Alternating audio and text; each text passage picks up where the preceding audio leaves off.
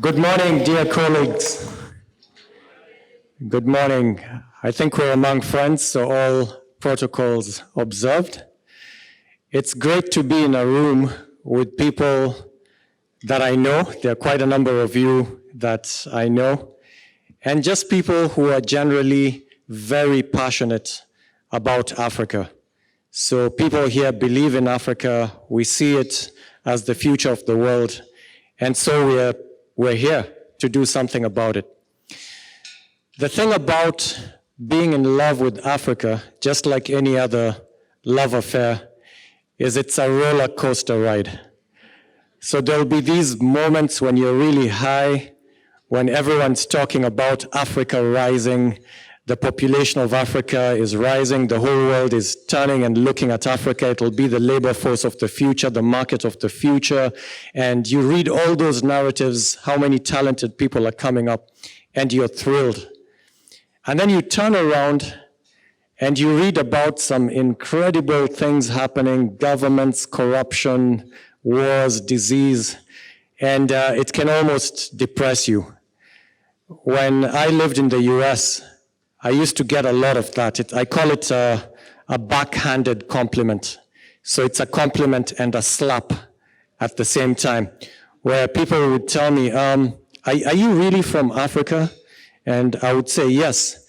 Then they say, we can't understand how Africa can have people like you guys and be doing the kinds of things that it's doing. So now you don't know how to reply to that, because it's a compliment and a reproach at the same time. If you guys know what you know, then why aren't you doing something about it?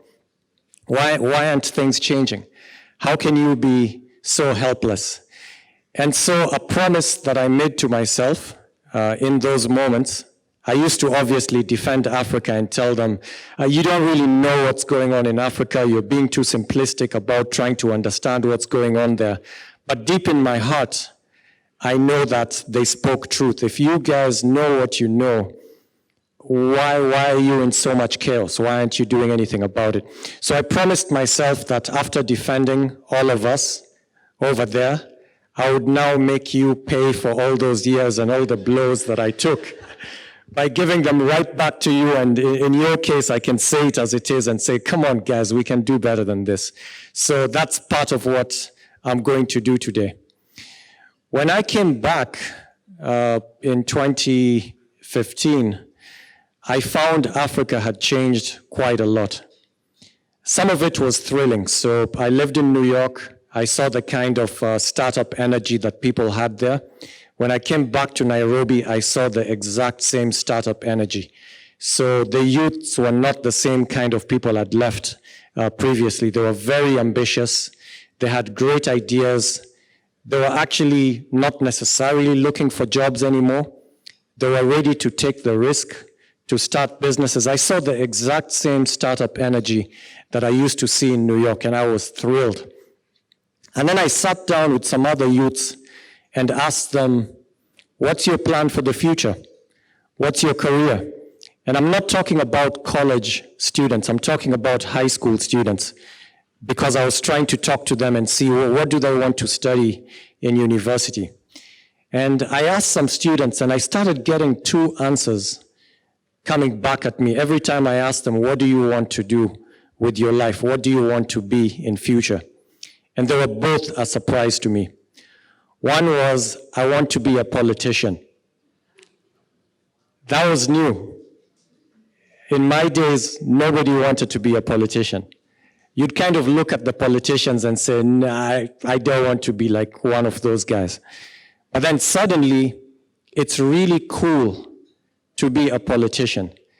So they were not saying, I want to be a politician because I wanted to change Africa. That was not it. There was a certain coolness to being a politician, and we all know where that comes from. They're the new celebrities. They have these flashy cars, amazing houses, amazing lifestyle, and all because of the access to the money that they have. And that's the main reason why these young guys were coming and telling me, I want to be a politician. And then the second career, number two after politician, was procurement. So not a doctor, an engineer, a lawyer, an economist. What do you want to be? I want to go to procurement. So I'd say, wait, you're in high school. Procurement? What sort of a career is that? And then they look at me like, you should know. It's so obvious. Why would I even need to explain why I want to get into procurement? Because our kids, they're not fools.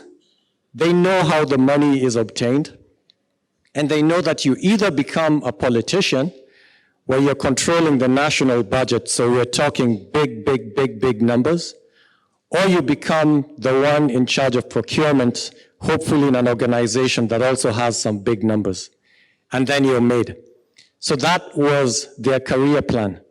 And like I told you, it's a roller coaster ride, this love for Africa. So I looked at that and I must admit, a little depressed to think that this is what the youth are coming up with. And so I began to ask myself, what can I do? What can we do? And the fact is that people do look up to us, educational institutions, for an answer. Educational institutions are really powerful. So governments turn to us. The communities around us look up to us. People kind of expect answers and powerful answers from universities with good reason. Because some of the brightest people are to be found in universities. People with the greatest knowledge, the greatest preparation that any society has given to its citizens will come from universities. I don't know what the statistics are in the country you come from. So in Kenya, the way I like to look at it is that 5% of the people who start school every year, so I'm talking 6-year-olds, 7-year-olds, only 5% of those pupils will end up in university. That's a very sobering fact. So you are in charge of 5% of the best of the best of the best of your country. And so obviously, we look to this 5% for leadership. These are the 5% everyone is looking up to and saying, what will you do for your society? And you're sitting on that particular group of people. They're under your influence. And it's not a mistaken notion for society to look to us and say, what will you do with that power? What can you do to influence that 5%? And that's what we're here to discuss, the future of Africa, which we are not going to be in charge of. It's the current youths that we are educating who will be in charge of that future.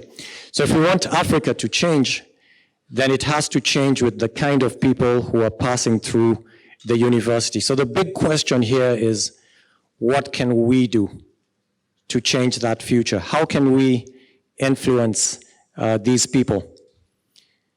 I would say it comes down to two things, word and deed. So what we tell them and what they see us do, our example, the role modeling. It comes down to those two things. What are they hearing from us? And can they believe us by looking at our actions? Do we seem to be preaching one thing, doing something else? Or are we consistent? Do they see that consistency, that conviction, that authenticity that makes them say, I want to be like that. I will pay attention to what you're telling me. So those are the two things that I'm going to go into. I'll start with the power of example, the deed part of this. And it takes me back to when I was a teenager, and I had this neighbor who was a good friend of mine, much older than I was, but for some reason, he took a liking to me and we became friends. So sometimes I'd stray into his house and have a second breakfast, which we can do in Africa. This is one of the beautiful things about being in Africa. Your neighbor, it's practically your home. You can walk in, they can walk in. So I would do that.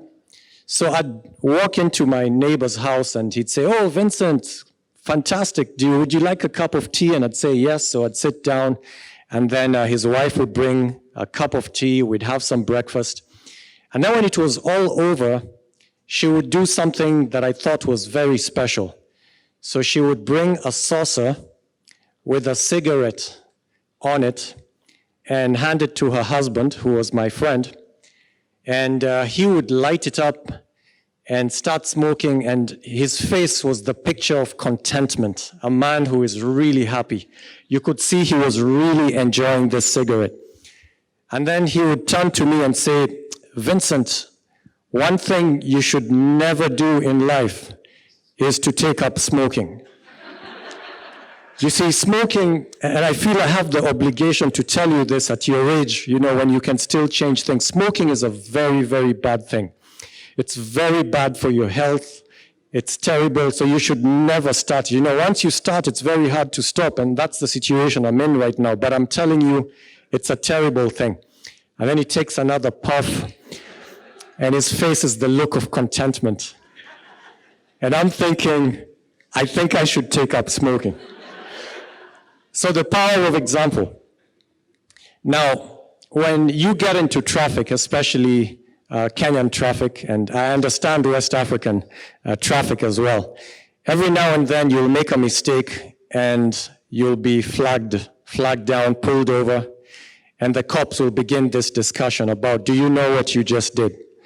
You were overspeeding, or you were changing lanes on a roundabout, or whatever it is that you did. You know, you ran the lights. And maybe half the time they're right, and you did make a mistake. But the drama consists in how you will get out of that spot of bother, if I may call it that. So they suggest, look, we don't want you to have a horrible day, so why don't we just help each other here? So there are different ways in which it is said in different countries. You know, let's help each other. Why don't you help me, I help you? Or how about some tea? You know, we've not had any tea today. Aren't you offering us any tea? So there are all these different ways of saying it. And I do my best not to give that bribe.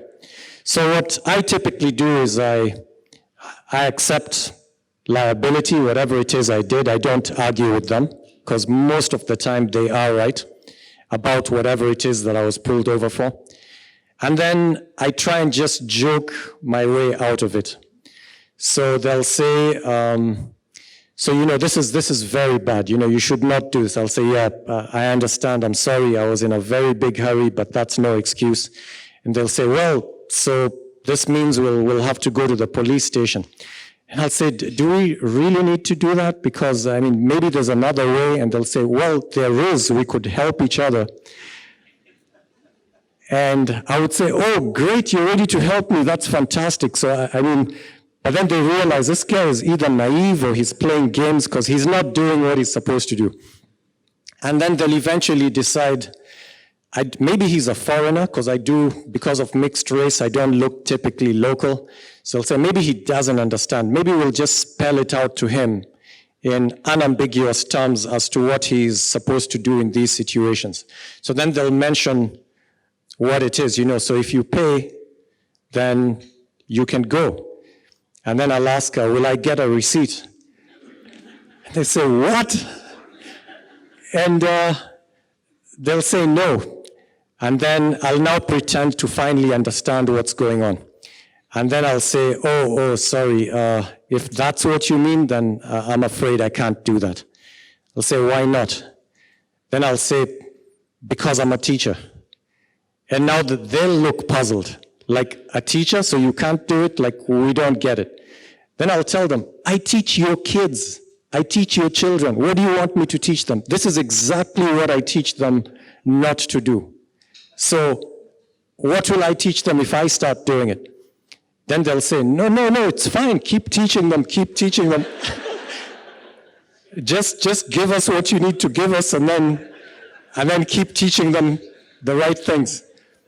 So then I break it down. I break it down to them. So it's my turn now to break it down to them because they're not getting it.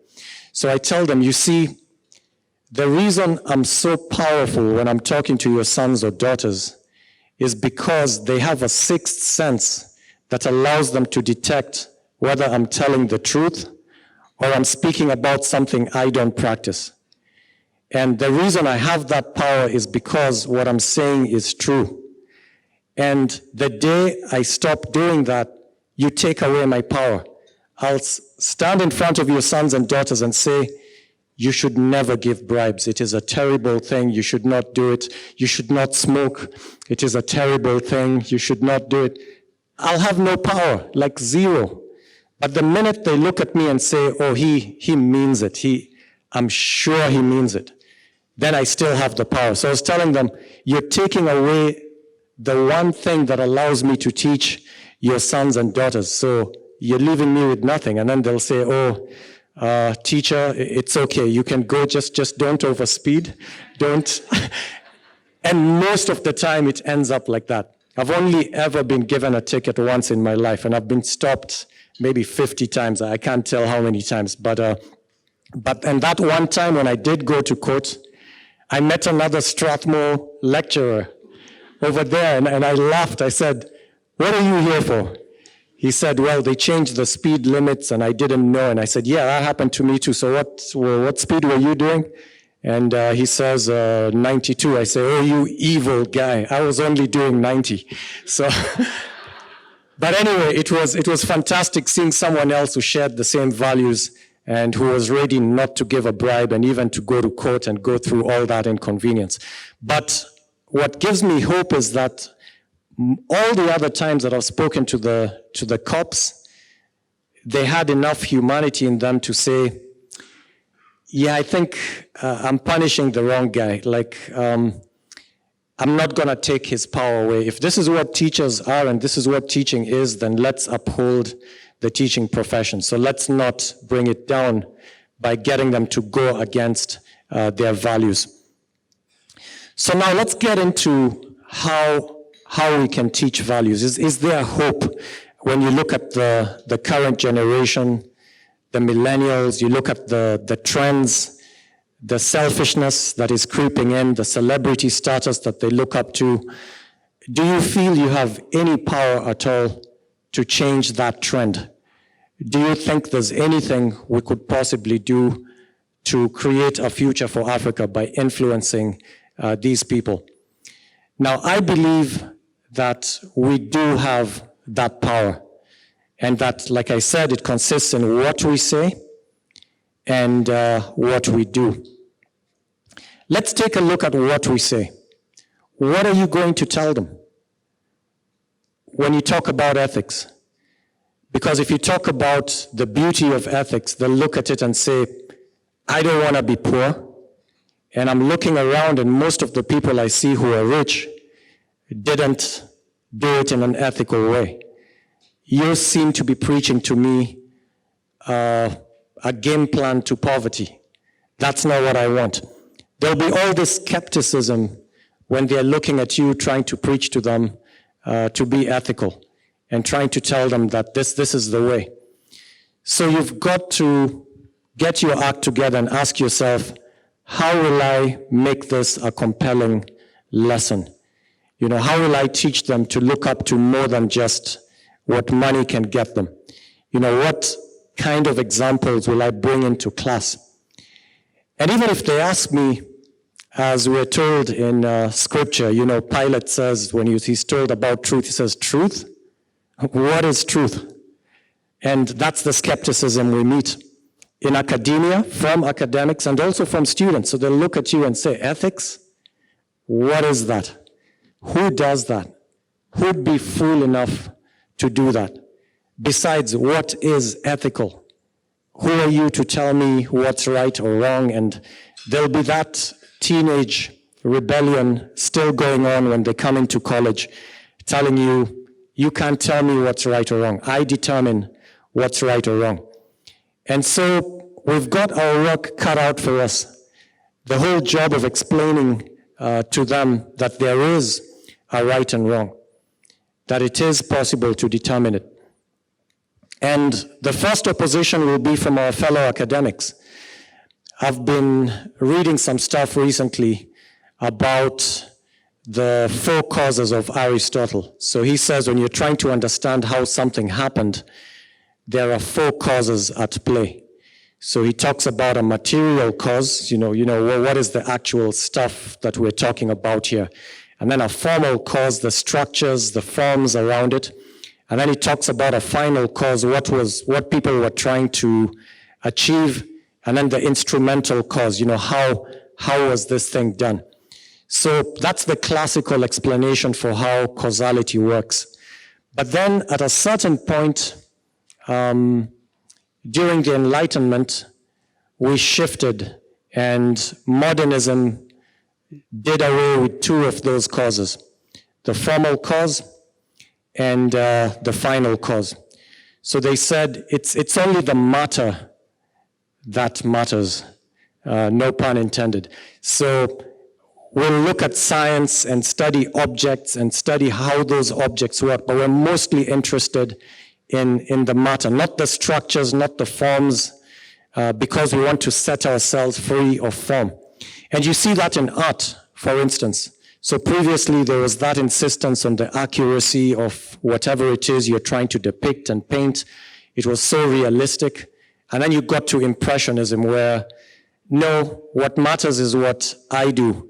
In fact, I can even just throw paint on a canvas and you should call it art because I did it. So the important thing is that I did it and I did not necessarily follow any structure or form. The most important thing is that I did it. So there was a huge shift in focus from what beauty is or what rules govern aesthetics to I govern aesthetics, I determine what's beautiful. And that was a huge shift. We did away with the formal cause. And then we did away with the final cause. Final causes can be explained in so many different ways. So in most religions, they'll talk about this is what God wanted you to do. In the African tradition, you'll be told about this is what we have always done, this is what the ancestors said, this is for this, that is for that.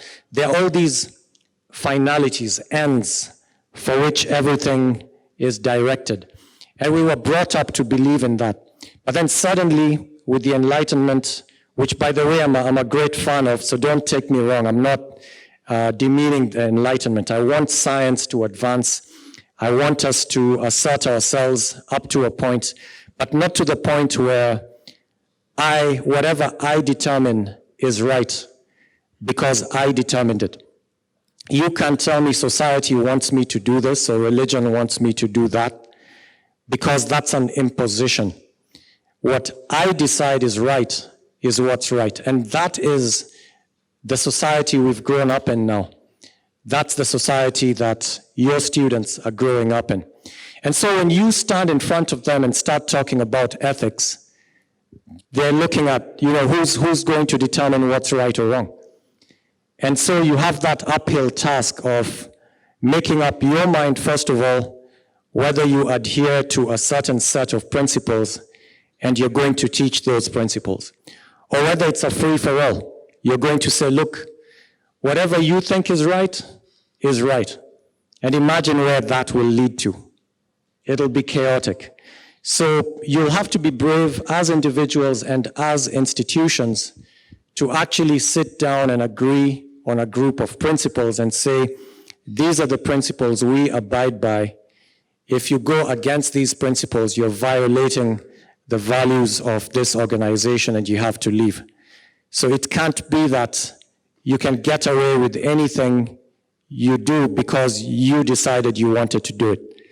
That would be terrible. Right now in Kenya, there's a whole discussion going on about a politician who is claimed to have a fake degree, and you need a degree to vie for the position that he's vying for.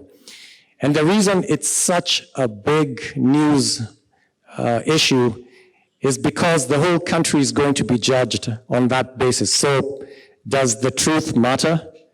Because, do the rules matter? You set a rule, you said everyone needs a degree in order to run for this position. We have proof that this person doesn't have a degree, or at least he hasn't brought credible proof that he does have a degree.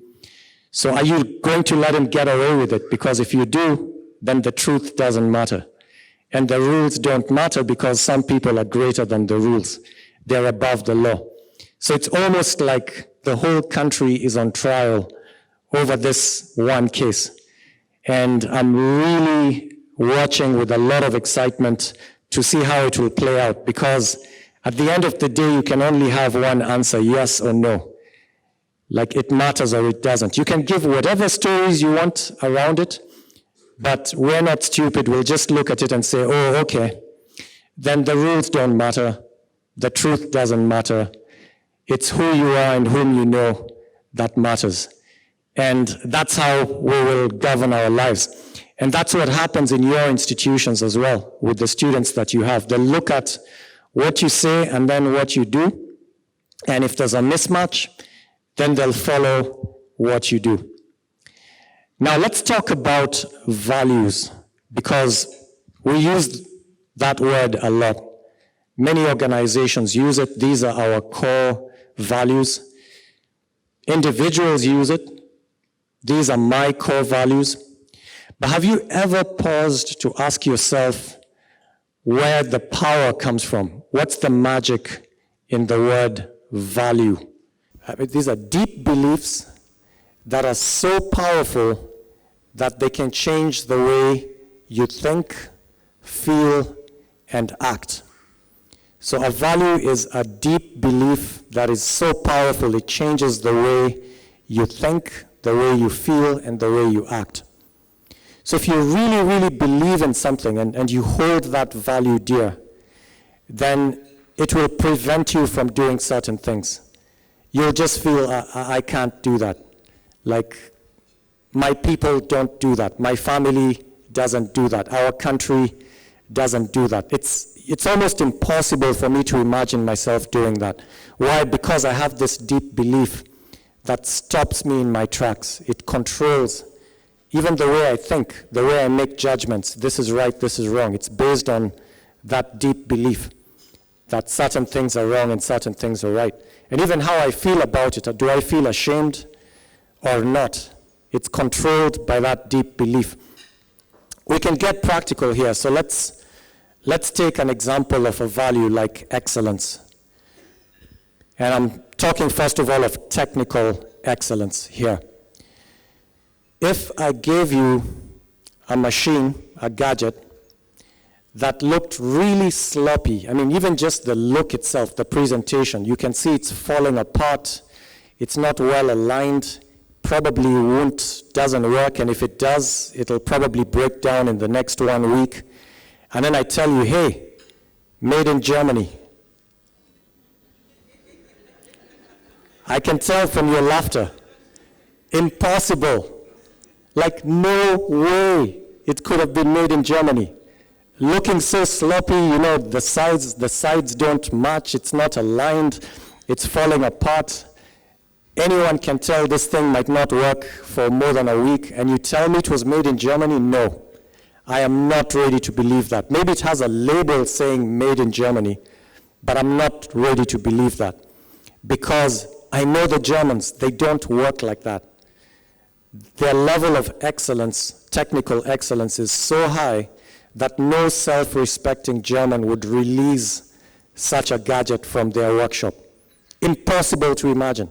And here we're talking of a national value. I'm not even talking of individual values. I'm talking of you've judged an entire country and concluded that such a product could not have come from that country, just because of how well you know they live that particular value of technical excellence. So that's just an example. Or if we talk about behavior and courtesy, if I paint a picture of a rude person who berated, I don't know, a client in a hotel, and there was a whole outcry, and then I tell you this happened in Japan or Tanzania, so nearer home. Tanzanians are so courteous, they're courteous to a fault. So if you describe a certain incident and you say a Tanzanian receptionist in a hotel spoke like this to a client, I'd tell you, no, are you confusing countries? Because it can't be Tanzania. Like, no way it can be Tanzania. because of their national value of courtesy. It is so ingrained, it is so powerful, so deep. You can't imagine a Tanzanian speaking like that. Like, it doesn't make any sense. So that is the power of values. And so when an institution embraces certain values or declares these are our core values, then the idea is to make them so deep, so deeply believed, that they shape the behavior and even the reactions and judgments that people make in that institution. And when you combine those values, then what happens is you create a culture. So we talk about culture. That's how a culture is created. The building blocks are the values. The combination of values, the unique combination of values produces the unique culture or flavor that a particular institution has. And so my challenge to you is pick those values carefully because they define you, they give you an identity, they create the culture that you will have, and then live those values. So it has to be a lived value for it to be powerful. And who's going to teach it? Everyone. When Rose Dodd was speaking, she cited Patrick Award, the president of Ashesi, saying that it's not just what one institution does, it's the systems, all the systems coming together. If I translate that into African terms, and Prof. Angela was using a lot of African idioms, so I'll use a word, an expression we use a lot in Africa, which is saying the same thing Patrick said, but in African terms. It takes a village. That's what we say, that the upbringing, the raising, the molding doesn't depend on one parent. It takes a village. And that's how it was traditionally in the Africa I grew up in. I could walk down the street, find some kids fighting, and it was my obligation to stop them, even though I don't know them at all. And to find out what happened, to be the judge, to resolve it, to make them shake hands. And it didn't matter that I didn't know them. It takes a village. So if you're trying to teach values in a university setting, don't leave it to the professors and lecturers. It takes a village. Everyone has to be involved. So the way we do it at Strathmore is we get every single person to be involved. So the teaching is not just being done by the lecturers, it's being done by the guards, by the cleaners, by the gardeners, by the drivers. And I'm not talking of theoretical teaching, I'm talking about real modeling. So I should be able to talk about excellence as a value in class, and then point at something excellent outside class and tell them, okay, I challenge you to go to the nearest toilets and see how clean they are, and then compare with other toilets you've been to. Or just walk out to the garden out there and look at how well manicured that bush is, and ask yourself, what inspired a person to do such excellent work? I mean, go talk to that gardener, go talk to that driver, go talk to that caterer, whoever it is. And then they realize that these are lived things, and they're done by everyone. And then I'll turn around and talk to the gardeners and the cleaners and the caterers and tell them what you do is so important because you exemplify the very principles that we teach in class. So it takes a village, and I challenge all of us to involve everyone in that village in this endeavor. And I'm going to stop it there and open it up for questions.